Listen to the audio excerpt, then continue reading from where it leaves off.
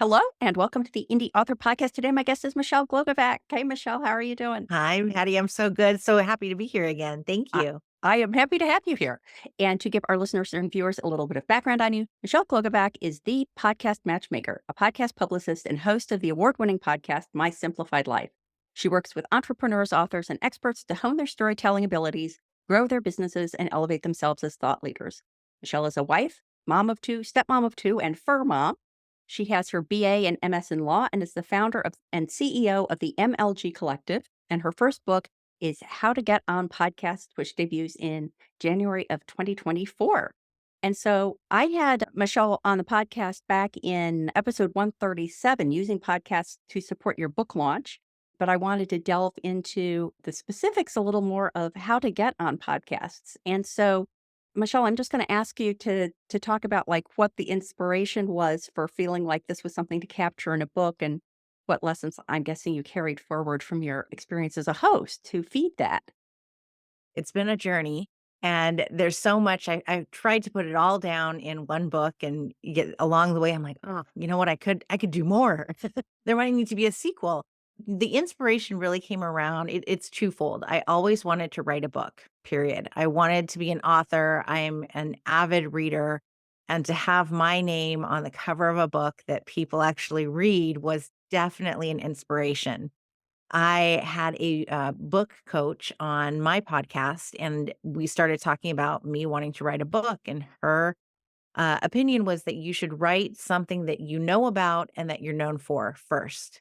And I went, well, I know podcasts. That's what I do. It's what I'm known for. So I will write How to Get on Podcasts. And it's a book that is not out there. It has yet to be published. So I really felt the need to get this out as quickly as possible and to make sure that it contained everything that you would need to know. So not only how to get on podcasts, but how to create your speaking topics, how to create your media kit, how to be a great guest, how to repurpose all of your interviews into greater marketing content. So it is all of that along with what is the host up to along the way, because I found that a lot of guests don't understand what the host is doing, how much work, time, money goes into producing a single episode. And so I wanted to pull back the curtain for readers to understand how much work is going into it while they simply show up for 30 minutes. And that's also why it's not okay to just say thanks with a 24-hour Instagram story of tagging the host, but why you should be thanking them even more profusely.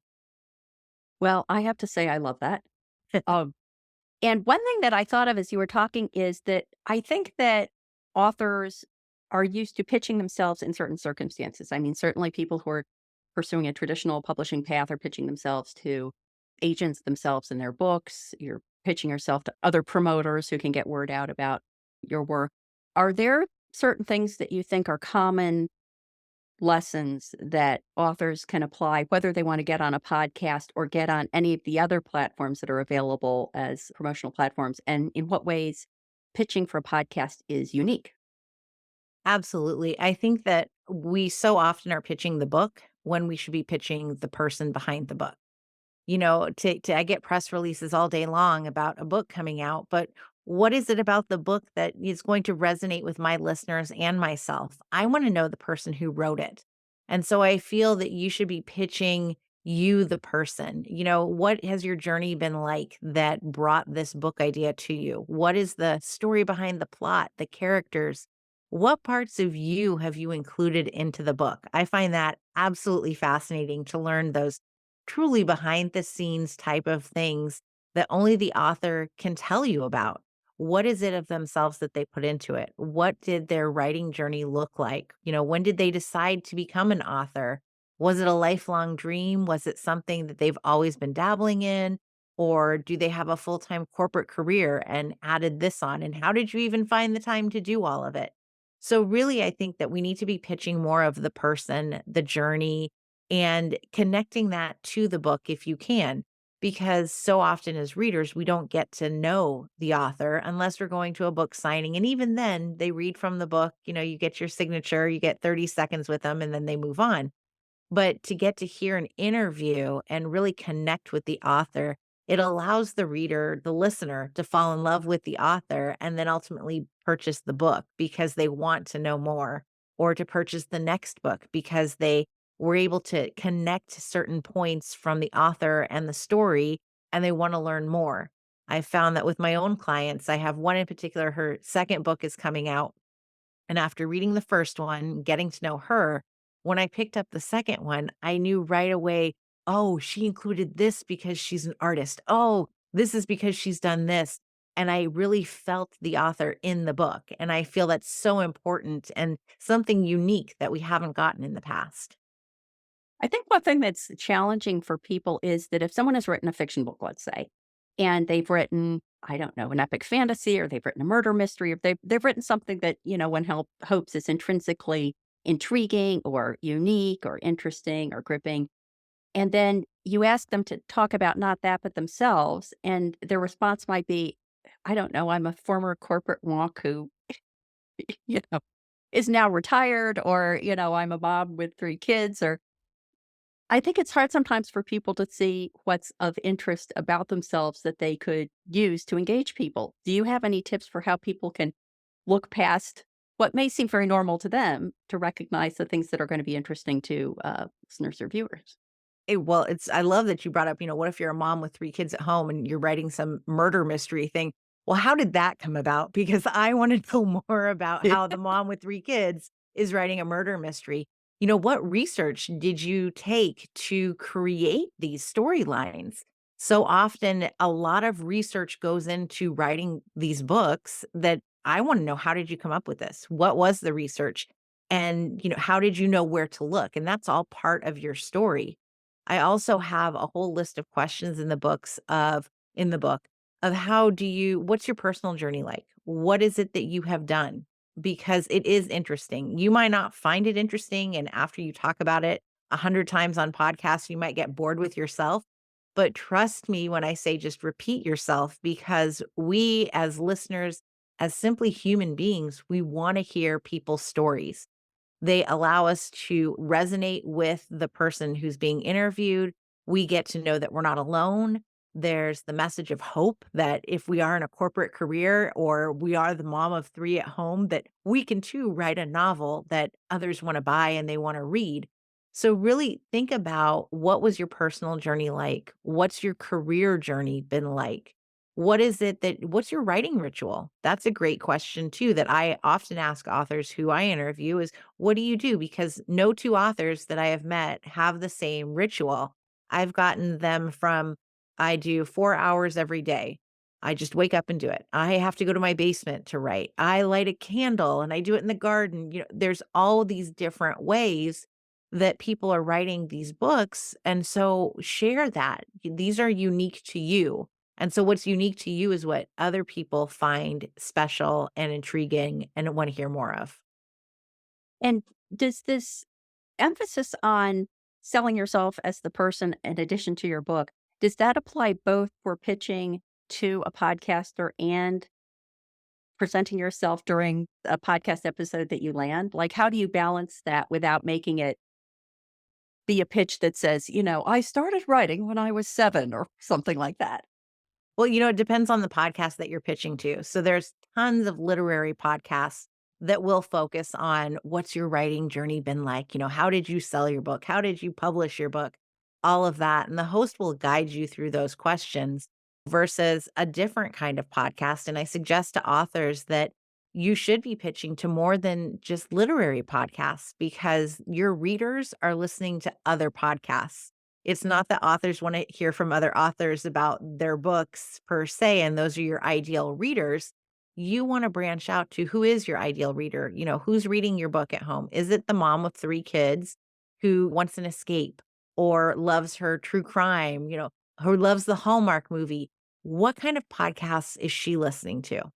And you need to go search out those podcasts, and in searching those, you're also going to be talking to the host so that it's not simply about one aspect per se. It allows the listener to get to know you, the guest, with the questions that the host is going to ask you, and it's going to be all around a certain topic. So you don't have to worry too much about talking about yourself. Focus on sharing your message, sharing your knowledge, and making that your main focus. Because if you do that, it's not going to come across as I'm selling myself and talking about me. And I know that we worry about me, but focus on what can you share with the listener so that it's going to resonate with them. So they walk away feeling inspired, motivated, educated, like they've gotten something out of the interview with you. Yeah, I like that idea of that I think you're implying of thinking of it not as facts you're sharing, but as stories you're telling. And if you're Yes. telling a story, then you're serving the audience. If you're just sharing facts about yourself, then it just sounds goofy. But recognizing that you're there to entertain people and then, people are always entertained by stories about individuals when they're told by that individual. Yes, definitely. So I took us right into the middle of that conversation, but I want to step back a moment and ask, when you're looking for the podcasts that are going to be a good match for what you want to share, how do you narrow that down? And then is there any way you can expand that pool a little bit by looking slightly differently at your topic? So if you've written a book about growing tulips, then maybe you look for all the tulip growing clubs in America or something like that. But if you're looking for something to expand a bit as well, there's that a balance of targeting a specific niche and also maybe pushing the boundaries a little bit. How do you go about identifying what those podcasts are? Well, I love that you bring up tulip growing podcasts because from tulips, you could go into gardening, and from gardening, you could go into hobbies. And from hobbies, you could go into possibly midlife. Is it retirement? Who are the types of people who are gardeners? And so, really expand in that way of who is it that I'm searching for? Because you can start small and then continue growing in that sense. You should be looking at Apple Podcasts is a great start, and whether or not you have an iPhone or not, you can still Google it and it's going to come up, so Google. And then at the very bottom of a podcast, say you like there's the Tulip Gardener one, say you find that one, scroll all the way to the bottom of that description, and there will be a heading that says, "More like these," or something you might like, and there will be a list of more podcasts, and you can click on those and then scroll to the bottom, and there will be more, and so it becomes a rabbit hole. You should look at Instagram, look up hashtags, hashtag gardening podcasts, podcasts for women, and search on what posts are coming up in that regard because a podcast host is going to be promoting their episodes on social media. So look for them there. See from there, are they taking guests? Is it a solo episode instead? Is it recent? And then take what you find from Instagram and go move that over to Google. There is podchaser.com. They have a free version and then they have a paid subscription, but the free one allows you to also search them. Search using Spotify. You can use keywords and then filter it by podcasts and shows, and then you'll find more podcasts. Listennotes.com. So there's all of these different platforms that you can look at or just simply put up, gardening podcasts into Google and you're going to get a whole search. And sometimes people have written blog posts of the top 100 gardening podcasts, and boom, there you have it. There's a whole list already made for you. And I also utilize Spotify to make playlists for every client, including myself. So you can upload cover art for your playlist. And I use a headshot of my client. I will use their font and their colors to put their name and then put in the title, Michelle Glogovac podcast interviews. And in the description, you can put the podcast matchmaker, CEO, founder, Michelle Glogovac of the Huh? MLG Huh. Collective, podcast interviews featuring her. So you can add them to there. That way they're all in one spot. You can use the link to share in your pitches on your media kit. I have clients who put it on their LinkedIn profile. And that way everything's in one spot. That's really nice. I just made a little mental to-do note for myself to follow up on that. Um, is there any different advice you would give in terms of finding podcasts to pitch or pitching yourself as a person as well as your product, between fiction and nonfiction authors?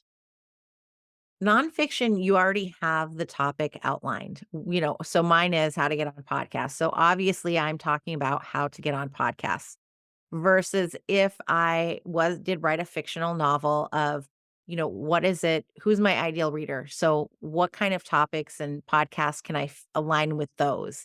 For instance, the one client I just talked about who has her second book coming out, we're looking at different shows that are about like midlife because she started her writing journey in midlife. She's overcome cancer. So we're looking at different kind of podcasts that also align with her story that we can then tie the book into later. So fiction, you can be more about the person, whereas nonfiction, you already have your subject matter that you can speak on. And so for podcasts, I can talk to entrepreneurs, I can talk to nonprofits, I can talk to authors all about how they can get on podcasts. So if it's a nonfiction one, who is it that you're speaking to? What's that audience like? And where can you find those? A fiction book, you can then look at what am I doing? Who am I? And how can I relate to my ideal reader in that sense? Yeah, I think it's interesting to think ahead to when a person has made a name for themselves enough that they're not only pitching podcasts, but being pitched by podcasts, being asked to be a guest. And I've had the experience sometimes where someone will get in touch with me, and on the surface, it looks like it's a weird connection.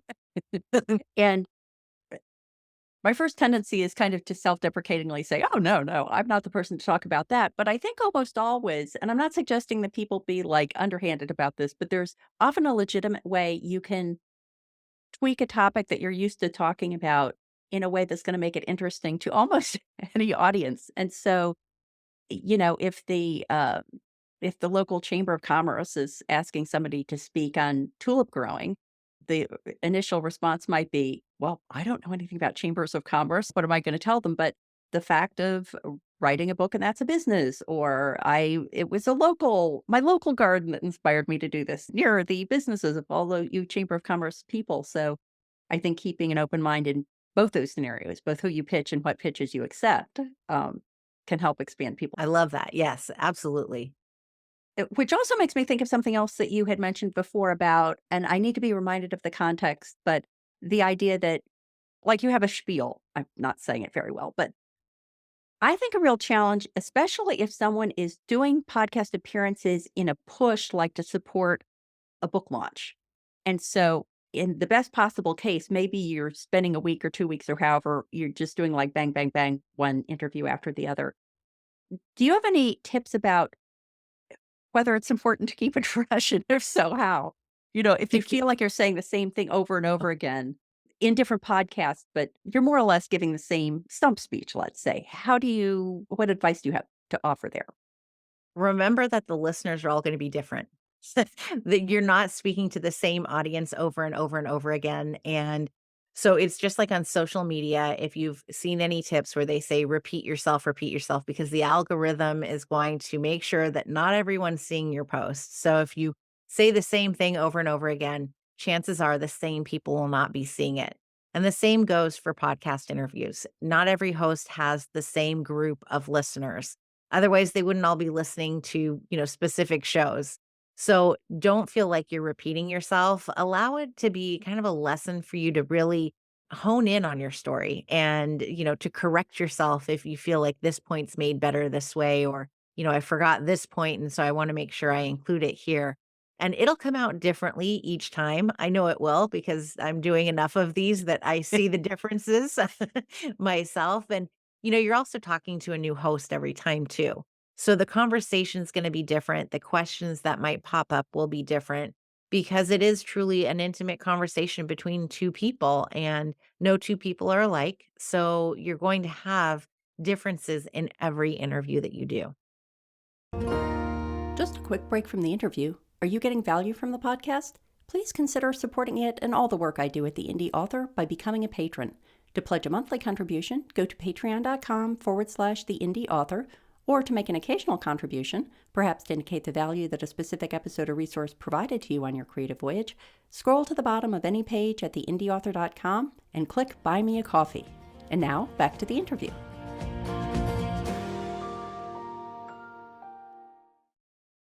I can imagine some people thinking now they're going to write a script and they're just going to have that like next to their monitor when they do these interviews.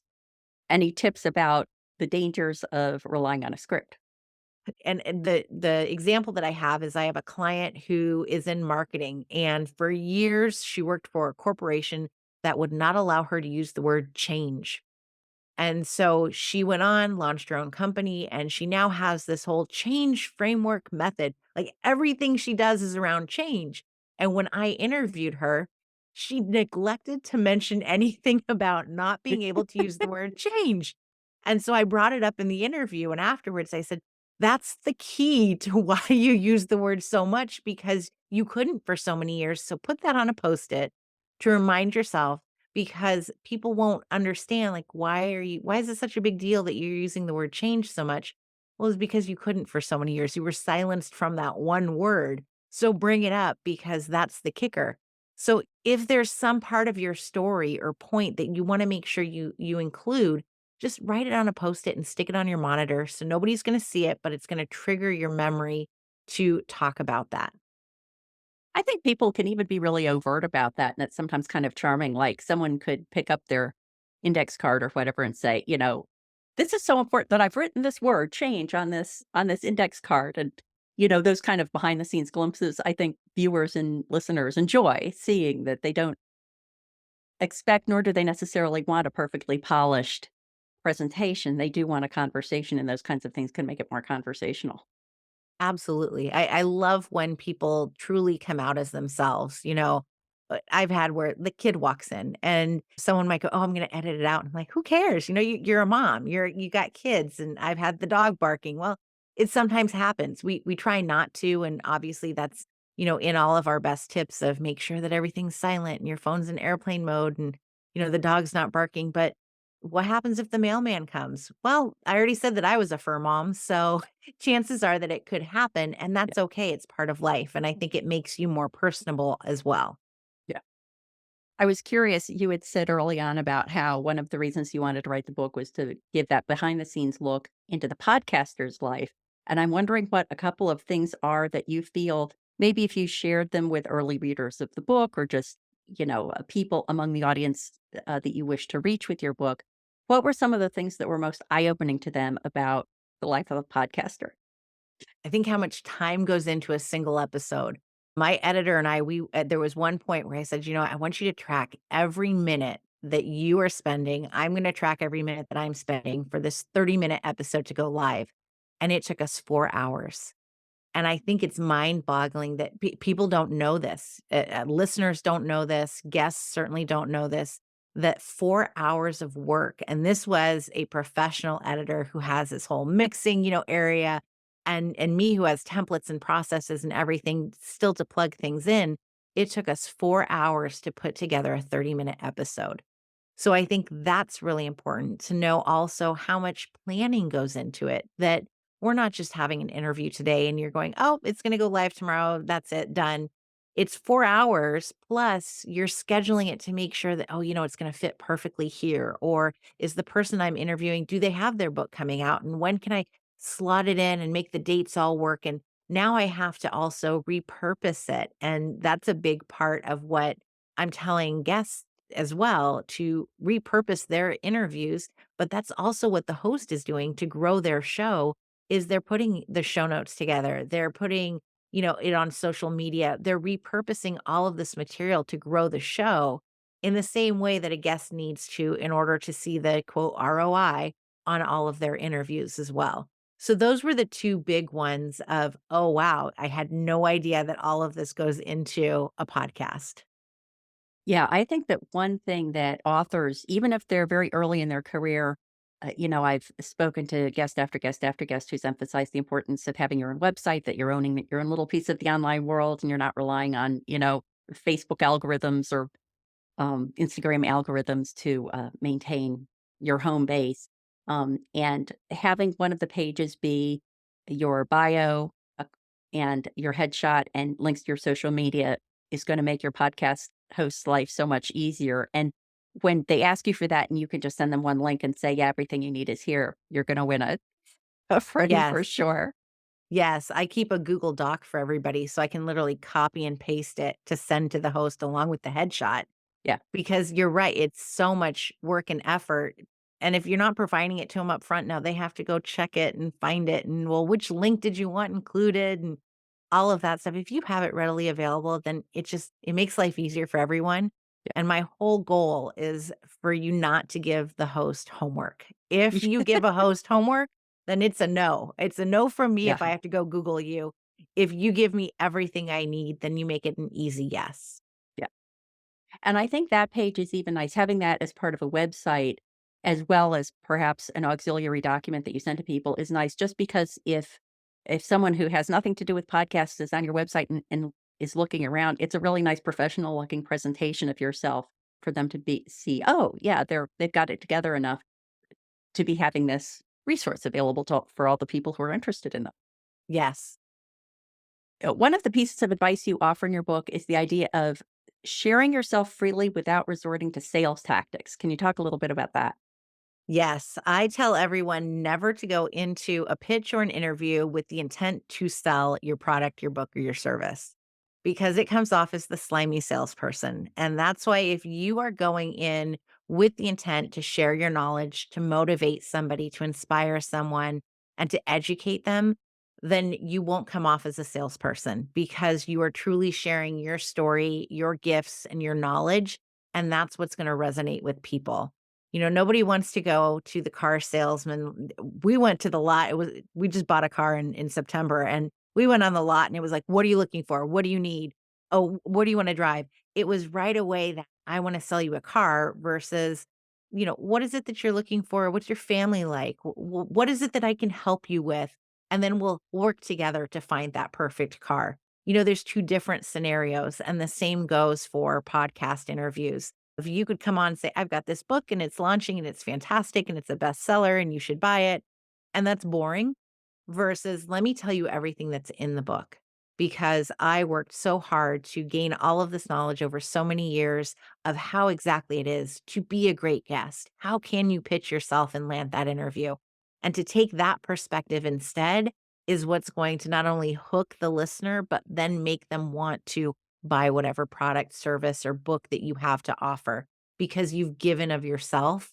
And it's kind of like that mutual what's in it for them too. Well, now they can go find you more. They want to search you out on the internet. They want to follow you on social media. And they ultimately want to either work with you or buy your product, your book, or whatever it is. I think it's especially important for nonfiction writers to realize that you could say everything there was in your book in your set of podcast interviews, and people will still buy your book. Like, don't hold things back because you're like, oh, but they won't have any reason to buy it if I tell them everything. No, surprisingly, people will, in fact, still buy it, even if you've told them everything. So you can be super generous with what you share and not worry about that undercutting your sales. I completely agree. And I can take it one step further that you can also write everything that you know and what you do in a book, and you will still get clients who will pay you to do Yeah, exactly what you do. exactly. It's sort of a virtuous cycle of they want more, but they just want it in a different medium. Which Yeah. actually, I'm going to use that as an entree to my last question, which you had also mentioned earlier about repurposing, which I'm totally behind. And that idea, I think that if you give it to them in a podcast, they'll be willing to buy the book. If you give it to them in a book, they'll be willing to pay you to consult about it. I think it applies to. There's a lesson there for repurposing as well. Can you talk about that a little bit? Yes. So the repurposing part came with my passion behind my own show of I want to get this out in as many ways as possible. And if I'm spending 4 hours on one episode, then I need to make it work for me. And with a podcast, you have obviously you're going to get some social media assets, hopefully from the host, but you can also create templates that match your brand for yourself. So you can have posts that have the cover art announcing the episode. You can have posts that have quotes that you did throughout the interview so that you can promote yourself as the thought leader behind these words that were spoken. You can create your own blog posts like the show notes that are going on the host's website, put it on your website. Ask for the embed player link from the host so that way you can put it on your website and your visitors can listen directly from your website, the actual interview without having to leave. You can utilize Pinterest. You can, do different videos on it, create a TikTok about it. You can put it on your LinkedIn. There's all of these different ways. It should be on your media press page. Just as you had mentioned that you should have a page with your bio and your headshot. You should also have a page that lists every interview and feature that you've been in and make it clickable. So that way they can go and see where you've been and you promote it, not only promoting yourself, but think about how you're promoting the host that interviewed you. It's a big thank you to them. So creating all of these different ways to share it is repurposing and is, as I say in the book, it's a way to thank your host for interviewing you. Right. Well, Michelle, it's always lovely to talk. I love talking meta podcasts with podcasters. It's always lovely to speak with you. And I love all your tips about how to get on podcasts. So thank you again. And please let everyone know where they can go to find out more about you and your book and everything you do online. Thank you so much. I love always getting to chat with you. It's so much fun. You can find me at michelleglogovac.com or the mlgcollective.com. That's the podcast PR agency. How to Get on Podcasts is sold everywhere that you can buy books on Amazon, Barnes& and Noble, bookshop.org. It is out January 17th. And you can also listen to me on My Simplified Life. It's out every Tuesday. And then I'm on all of the social media platforms that I've mentioned as well. Great. Thank you so much. Thank you. Now that you've heard from Michelle about how to get on podcasts, let's hear from some past guests about how to excel once you get there. We're going to start out with Michael La Ronn. Michael has joined me on the podcast more times than I can mention, discussing topics including rebranding, choosing the tools for your author career, year-end assessment for authors, making the most of in-person events, and many more. He's a frequent YouTube host and guest, and he was the host of the Writer's Journey podcast. So let's hear from Michael. Hi, my name is Michael La Ronn, and here are my top 3 tips for successful guest appearances. It's important to be the best guest that you can when you're going on another podcast. And so here is what I recommend.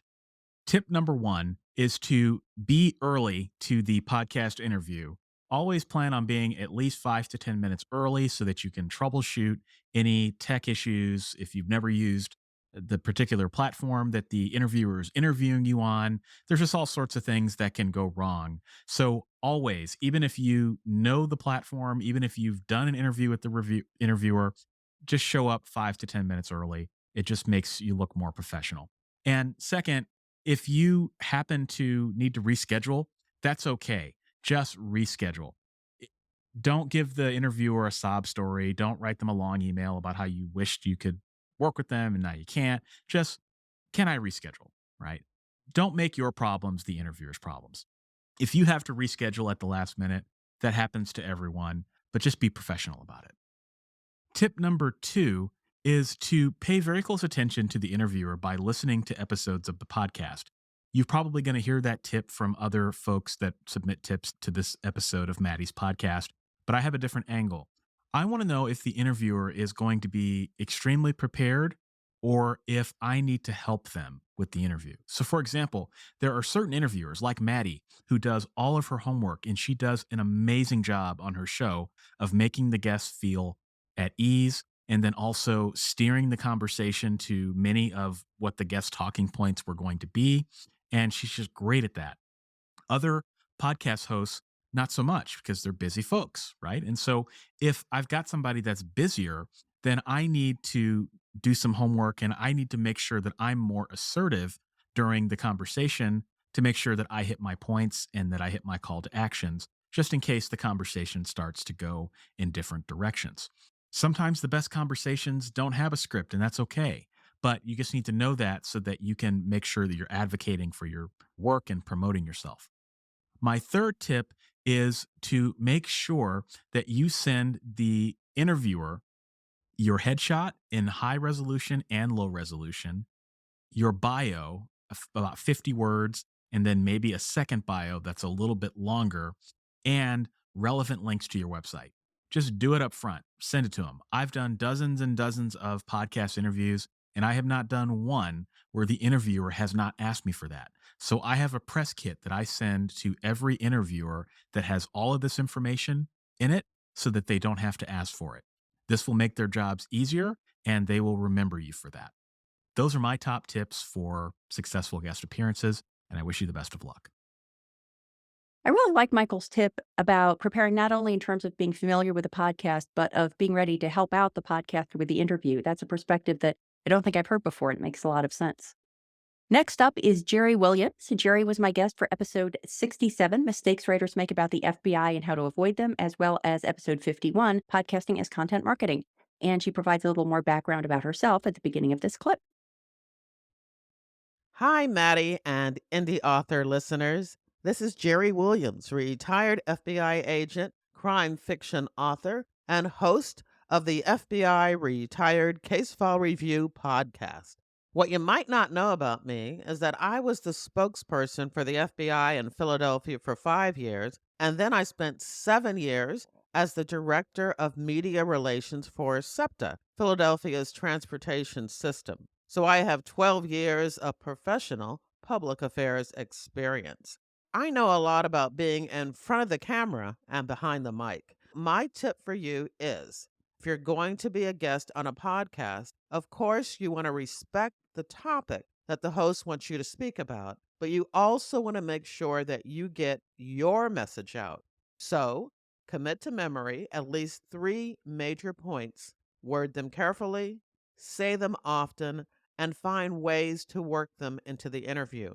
And if you can come up with a clever or funny or profound soundbite that the host could use in marketing or promoting your episode, make sure you have a couple of those in your back pocket too.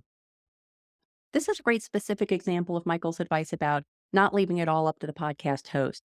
Jerry's advice is definitely pro. You have to be pretty comfortable with guesting to be able to execute on her advice in a way that is subtle and serves the needs of your host and their listeners as well as yourself, what an author friend of mine called enlightened self interest. Next, we are going to hear from Melissa Addey. Melissa was my guest for episode 150, Hands Off Merchandising for Authors. And Melissa mainly writes historical fiction. She's been the Leverhulme Trust Writer in Residence at the British Library, where she runs workshops for writers and other creatives who want to develop their entrepreneurial skills. And she is the co host, along with Dan Parsons, of the Beginner Self Publishing Advice podcast from Ally. And Melissa sent me her tip via email, so here it is. My tip for pitching to any podcast, reviewer, or other media outlet is to be relaxed about it when it happens. If you insist on the slot meeting your launch date or your timings, it will be much harder for the host to fit you in. It's not just about the day it goes out. The podcast episode will be around for years, so play the long game and let the host know you're happy to be a guest whenever they can fit you in. You'll benefit longer term, and the host will be pleased to have someone flexible to work with. I can second Melissa's advice about flexibility being key. You'll never know what's going on behind the scenes for the podcaster that might dictate or impact the date of your episode, so make the most of the content whenever it comes out, and if the content is evergreen for a long time thereafter. The next guest to share their perspective is Frank Zafiro. Frank is a two-time guest in episode 216, Learning from Our Readers and Our Characters, and episode 160, Mistakes Writers Make About Police Roles and How to Avoid Them, and he provides a little more background about himself and his experience at the beginning of this clip. Hey folks, Frank Zafiro here. I write gritty crime fiction from both sides of the badge. You can find out more about me at frankzafiro.com. And I have had the good fortune to be on quite a few different podcasts. And I host one as well, Wrong Place, Right Crime. And the advice that I would give is twofold. The first one is easy. If the host gives you some instructions, there's a reason for that. Follow them. If you need to have a good microphone or if you need to wear headphones or whatever the instruction is, the host put it there for a reason, probably so he or she could end up with the highest quality production at the end of the day. And that benefits you as the guest, makes you sound better. So that's the technical advice. But the even larger piece of advice that I would give is just be yourself. Don't try to impress. Don't try to sound smart or worldly or literary or coy or anything else. Just be genuine. For one thing, it'll help you relax, and a more relaxed interview is usually a better interview. The other thing is, in today's world, with the proliferation of podcasts and all of the work that people do on Instagram and elsewhere, there's a lot of noise out there. And I really do think that more and more what cuts through the noise for the consumer person you want to listen to your podcast appearance and buy your book perhaps is when they encounter someone who is being genuine. I think there's a huge backlash when it comes to all the artifice that goes into influencers and everything that's gone on over the past decade or so with social media and those that tend to be the most popular. It seems to be trending towards those who are the most genuine. So be yourself. You're more likely to connect with a listener that way, and they're more likely to become a reader. So that's my technical advice and my interview advice. I hope it helps you out. Frank offers a really nice explanation of the importance of being yourself, and I especially enjoyed his advice about not trying to sound smart or worldly or literary. If you are one of those things, then it will come out naturally, and that's fine, but forcing it is never a good idea. And finally, let's hear from Emma Dhesi, who is a guest on episode 186, The Power of a Book Coach. Emma is a book coach and author mentor who specializes in helping beginner authors write their first novel. Emma also hosts the podcast Turning Readers into Writers and is the lead author of Launchpad, The Countdown to Writing Your Book. So here's Emma. Hi, Matty. Emma Dhesi here. Thank you so much for inviting me to contribute to your top tips for guests or interviewers of podcasts or both. I've been interviewing people for a number of years now, and it's one of the things I enjoy most about my job. Not only is it a great chance to meet new people, but it's a lovely way of staying in contact with people, of friends that I've made online who live in another part of the world, and so who I get to catch up with on a regular basis. And what I've noticed over that time is that the most successful interviews, I think, both from my own perspective as a host, but then also for my guests, is when we both approach it as simply a conversation.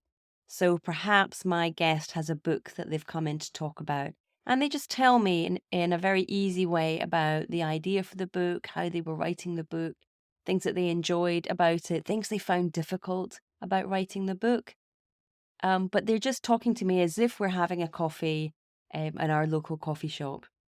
And it's exactly the same for anybody who's coming in who perhaps has a product or a service that they want to let people know about. I like to do it just easy, gently, as if we're having a chat at a coffee shop.